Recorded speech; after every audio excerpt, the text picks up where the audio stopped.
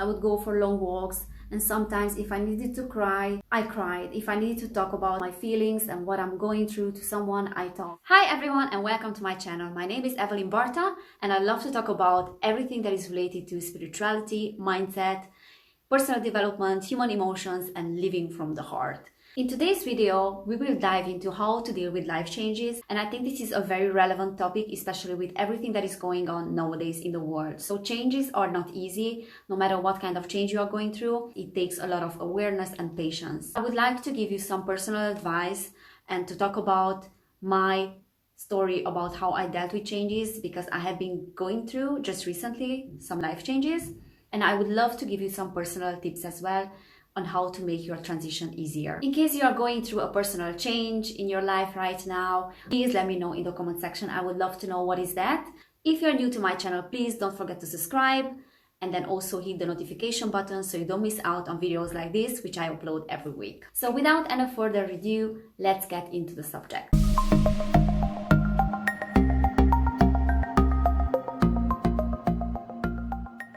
What you need to know about changes is that they are very challenging processes. They require a lot of emotional and mental strength as well. So if you are going through a change right now in your life, give yourself some credit, because it is very hard both for your spirit and your mind. I like to put life changes in two different categories, and one of them is the conscious change. So the conscious change is when you have consciously triggered the change in your life for yourself. And most of the time that happens when you recognize that the way you have lived your life up to this point, it's not serving your best interest. So you decide to take conscious action towards changing your mindset, investing in your personal development and spiritual development as well. What really happens when you're going through a conscious change is that you're raising your personal vibration, your frequency, and that vibration is going to bring new opportunities and new people into your life. And this also brings much more energy. So there's much more energy available to you as it was before to start something new, learning a new skill. Whatever it is, conscious change means that you consciously have taken the decision to trigger a change for yourself by putting yourself outside your comfort zone. Now, the second category of change is the forced change. So the forced change is when something beyond your control has happened and is forcing you to change certain things in your life. This change typically is taking place when we refuse to deal with something, a particular area in our lives that is clearly not working for us, but we are turning our head and we distract ourselves because it's too painful for us to deal with that particular problem. I always say that if I don't change certain things, life is gonna force me to change that anyway. So it looks like whatever happens, it might seem like it's beyond your free will, but it's actually happening on a subconscious level. So on a subconscious level, you know that that problem is there, you know that you have to deal with it. So you subconsciously attract that event into your life that is going to force you to take the steps towards a change. Now, we are all spiritual beings without exception. So that's why it's important to know that on a subconscious level, we are attracting these changes because as a spirit, you know that the essence of life lies in changes, and the only constant in the universe and as a law of the universe is change. On a spiritual level, we all yearn for growth, for creation, for finding out who we really are, and the only way to do that is to change. This is exactly what is happening now on a global level. This change has been attracted by us as a collective in order to grow, in order to go from one vibrational level to the next vibrational level. Some examples of forced change on a personal level can be illnesses, for example, cancer, that really can change a person's perspective. There can be accidents, so no accident is accident. There can be breakups, divorces. On a global level, forced changes can be wars, pandemics, environmental events that might seem that they are outside our control. I have just heard somewhere a very, very interesting thing, which was that if the Second World War wouldn't have happened, it would have slowed down our progress and our evolution as a collective with at least 200 years. Changes are not easy processes for human beings, and that's mainly because of the human mind, the ego, that always wants to be in control. It doesn't like anything that is not familiar. It doesn't like uncertainty. So of course, whenever you are trying to make a change towards something, it's going to do everything possible to talk you out of it. I think we can all agree with the fact that what is going on in the world right now is a forced change, and it's triggered personal changes in people's lives. So different changes, different problems that we need to deal with on a personal level. For me, for example, the biggest transition was to move countries after living in London for 7 years. So a few months ago, I decided to move out of London. And I have to say it wasn't an easy transition, especially in the beginning. Even though it was a choice, it was a conscious change. But in the beginning, I was really dealing with some low emotions and I couldn't find my place. Now I feel much better. So I would love to share a few tips and a few experiences with you to make your transition easier as well if you're going through a change. So the first thing that I did in order to make my transition much easier is to let myself to be in the void for a while. There is a place when you end a cycle in your life and you are starting a new one where you feel very displaced, where you cannot find your place. It's a place of confusion. It's a place of not knowing what is going to be next.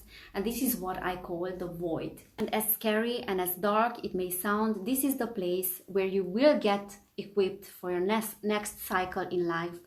So if you just allow yourself to embrace the fact and to accept the fact that you don't know what is ahead, but regardless of that, everything is fine, you're safe, and everything will just work out as it's supposed to work out for you, then you will put yourself automatically into a surrendering mode. And that surrendering, it will really make your transition so much easier, because the number one thing that is making our transition hard is when you start to resist the change, when we start to resist the fact that everything is unfamiliar for us and we don't know which direction we are going. So just allow yourself for a while to be in this void space. It can be just a few days, it can be just a moment, or it can be just a few weeks, but allow yourself to be in that darkness for a while. Now, the second thing that I did that made my transition easier and helped me to deal with that better is to be in the present moment and just take one step at a time. It's very important to know that when you are going through a transitional period and everything is unfamiliar, like it was around me as well, the place, the people, and everything that was related to my past was gone, I would wake up in the morning with this anxious feeling, not knowing what's going to happen. And this is a very normal reaction kind of to a change. Anxiety is basically just a fear of the unknown. So it's very related to the future. When we imagine that something, the worst case scenario, is going to happen, or we don't know what's going to happen and we are not in control, so we have this anxious feeling. But what is really interesting about that is that if you train your mind, and this is what I needed to do, to train my mind to deal with only what is immediately before me and nothing else.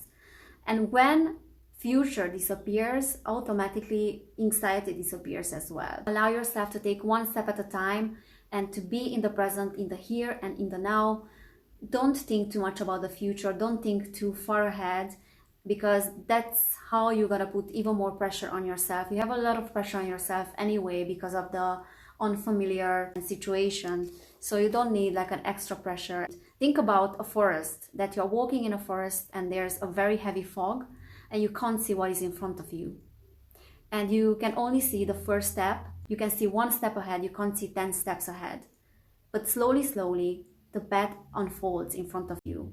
And your next step is being presented to you. So this is what is going on exactly when there's a change. Take your time, be patient, because your next step is going to unfold in front of you if you allow it to. The third thing that I did that really helped me in how to deal with the change was to practice to let go of my negative emotions and let them to come to the surface. There's a very effective technique on how to surrender these negative emotions. I'm not gonna get into details right now how to do that, because I have a whole video that I dedicated to it. So if you're interested about that, please watch my video that is called How to Handle Negative Emotions. These kind of life changes and transitions can really throw you out of alignment, out of balance, even though you are a very balanced person otherwise. I consider myself being very balanced because I practice so much mindfulness in my life. I work so much on myself, and yet when this transition started to really happen and I realized that, okay, now I'm in the midst of the change, it brought up fear, it brought up grief. And I remember that So like 2 months before, I started to grieve the whole process, the people, the place, everything that I knew to be familiar around me. I had to say goodbye to them. So I was really patient with myself, and I would go to the park, I would go for long walks, and sometimes if I needed to cry, I cried. If I needed to talk about my feelings and what I'm going through to someone, I talked. So I paid a lot of attention to my emotions, and I really made sure to be as gentle as possible with myself. I knew that I have to put my plans on hold for a while because I didn't even have the energy to do anything. So I was just really focusing on myself, focusing on my nourishment, my well-being. I was really gentle and patient with myself. So don't rush anything and let every single emotion come up, because it's going to play a really big part in the future for you. If there's any emotion that haven't been processed, that's going to come back at some point. The other thing that is very important to know is to ask for help. Don't be afraid to seek out for help when you feel like you need it. And this was the most challenging thing that I did when I decided to move countries as well, and in general, because I'm such an overly independent person. So I consider that if I ask for help, that's almost like a weakness, because it means that I cannot handle the situation on my own.